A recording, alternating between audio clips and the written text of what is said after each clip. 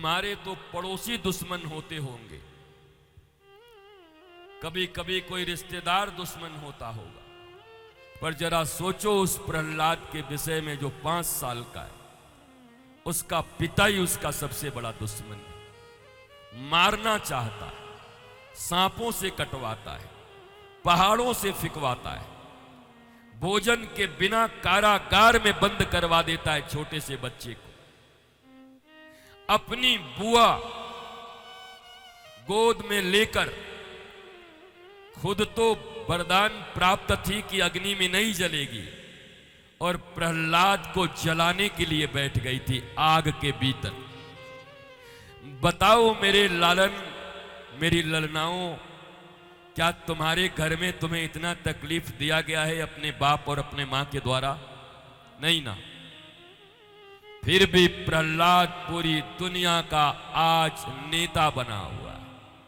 प्रहलाद आज दुनिया में भक्त चरित्र के रूप में गाए जाते हैं, लाखों करोड़ों लोगों के लिए प्रेरणा के स्रोत हैं, जबकि उनके जीवन में इतनी तकलीफ कि जिस 5 साल के उम्र में मां अपनी गोद में बच्चों को टांग के चलती है, बड़े बड़े पहाड़ों से पत्थरों के नीचे कुचलवा दिया गया उस बच्चे को। क्या इतनी तकलीफें तुम्हें मिली हैं? नहीं मिली। उसके बाद भी 5000 नहीं, लाखों वर्षों के बाद भी आज इस व्यासपीठ से प्रहलाद की कथा मैं तुम्हें सुना रहा हूं। नाम ही है प्रहलाद, जिसके जीवन में आह्लाद प्रकृष्ट रूप से उत्पन्न हुआ है।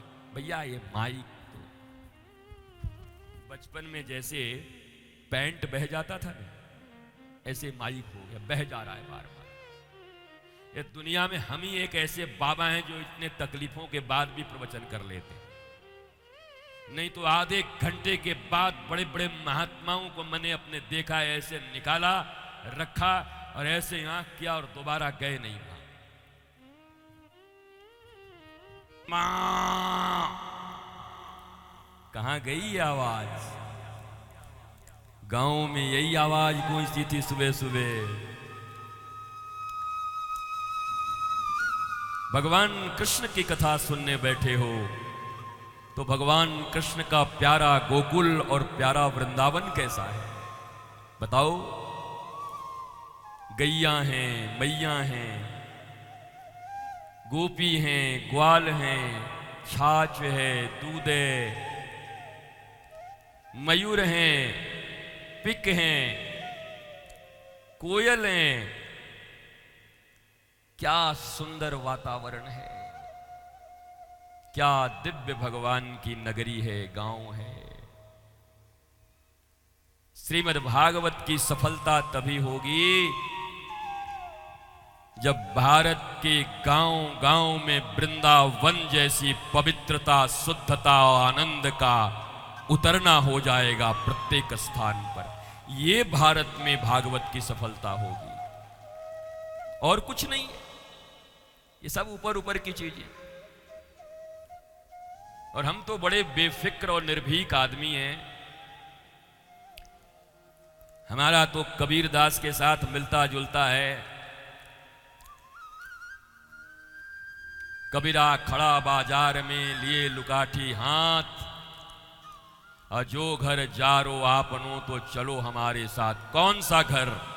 जो घर टेंशन और डिप्रेशन का है, उस घर को जलाने के लिए मैं तैयार हूं, और आनंदम गांव में आनंद के घर को बनाने के लिए तैयार हूं, तुम्हारे ही परिवारों का।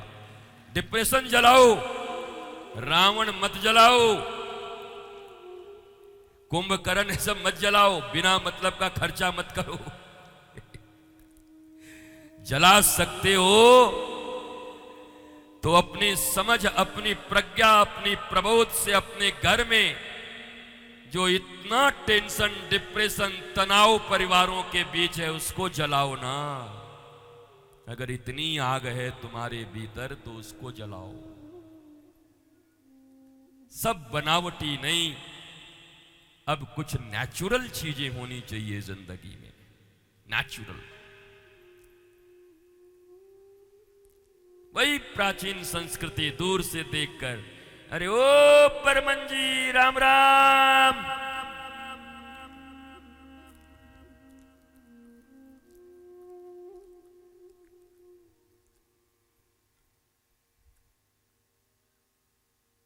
कितना सुकून है इस जिंदगी में देखो, और कौन सी जिंदगी जी रहे हो ये सोचो।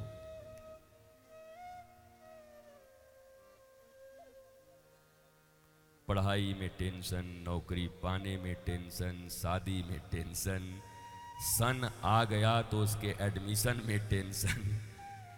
कितना टेंशन। कुछ माता लोगों को तो इतना टेंशन हो गया कि उठ गई कि बाप रे बाप, इतना टेंशन टेंशन।